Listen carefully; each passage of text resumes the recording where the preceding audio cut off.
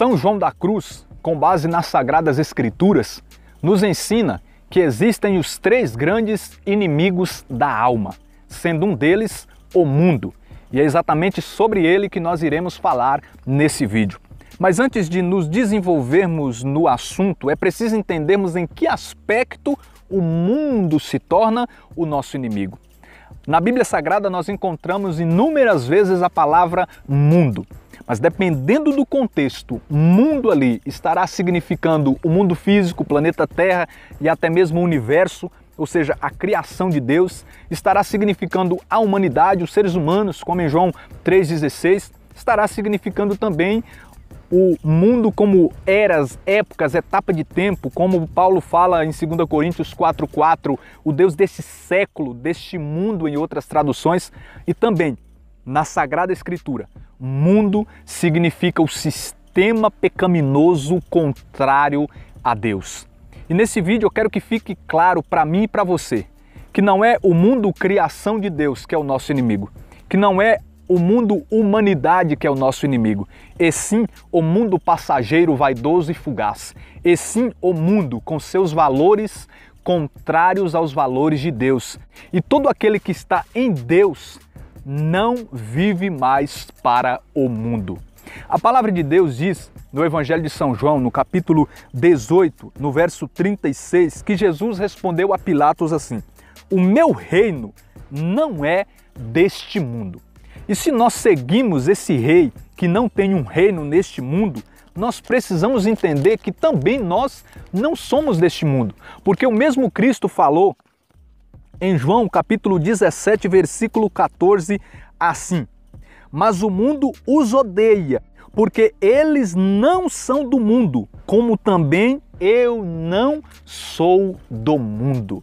O reino de Cristo, por mais que comece a ser apresentado e até mesmo vivido aqui, ele tem sua consumação na eternidade. E por isso que o apóstolo Paulo fala em Filipenses 3,20 que nós somos os cidadãos do céu. O mundano vive apegado ao mundo passageiro e às coisas mundanas, terrenas, passageiras. Em Marcos capítulo 4, versículo 19, Jesus fala sobre as preocupações mundanas que sufocam a palavra de Deus. Em Marcos também, capítulo 8, verso 36, Jesus diz assim: "O que adianta o homem ganhar o mundo e perder a sua alma e perder a sua vida?" Porque o mundo é passageiro, o que adianta? Por isso que também está escrito em 1 João capítulo 2, verso 17 assim: "O mundo passa com as suas concupiscências, mas quem cumpre a vontade de Deus permanece eternamente." Em segundo lugar, o mundano é inimigo de Deus. Nós precisamos entender que o mundo, esse sistema pecaminoso que se opõe a Deus, é regido, é dominado por Satanás e seus demônios.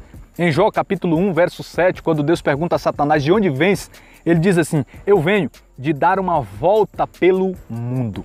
E em Efésios capítulo 6, verso 12, o apóstolo Paulo escreve assim: "Pois não é contra homens de carne e sangue que temos de lutar, mas contra os principados e potestades, contra os príncipes deste mundo tenebroso, contra as forças espirituais do mal espalhadas nos ares." E nós, irmãos e irmãs, quando lemos o Evangelho de João também, no capítulo 12, capítulo 14, capítulo 16, nós encontramos Jesus várias vezes falar sobre o príncipe deste mundo.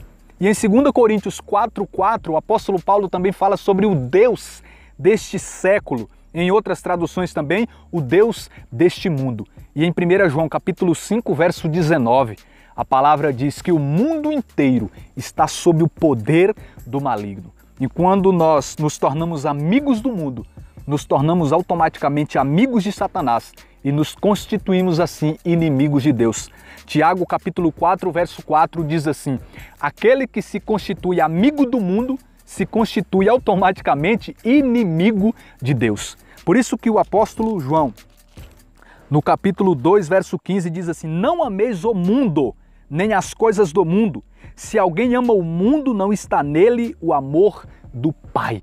Romanos capítulo 12, versículo de número 2 diz assim: não vos conformeis com este mundo, mas transformai-vos pela renovação da vossa mente. Ou seja, não se amolde, não tome a forma desse mundo, mas pelo contrário, transforme a sua mente por meio da graça de Deus, por meio do Espírito Santo, e cada vez mais busque aquilo que é do alto. Mas, meus irmãos e minhas irmãs, eu quero dizer a cada um de vocês também que quando nós nos decidimos por Cristo e passamos a viver nele, nós nos tornamos vitoriosos sobre o mundo em todos os aspectos. 1 João capítulo 5, verso 4, diz que todo aquele que nasceu de Deus vence o mundo.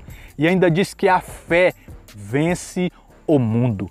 E nós precisamos entender também que quando nós começamos a seguir a Jesus, nós não somos tirados do mundo e colocados numa dimensão onde não existe nenhum pecado ao nosso redor, não existe nada contrário à palavra ao nosso redor. Pelo contrário, nós continuamos no mundo, sem, é claro, fazer parte do mundo, sem ter comunhão com as coisas do mundo, as coisas erradas do mundo. Então nós, uma vez que estamos no Senhor, nos tornamos agentes de transformação nesse mundo.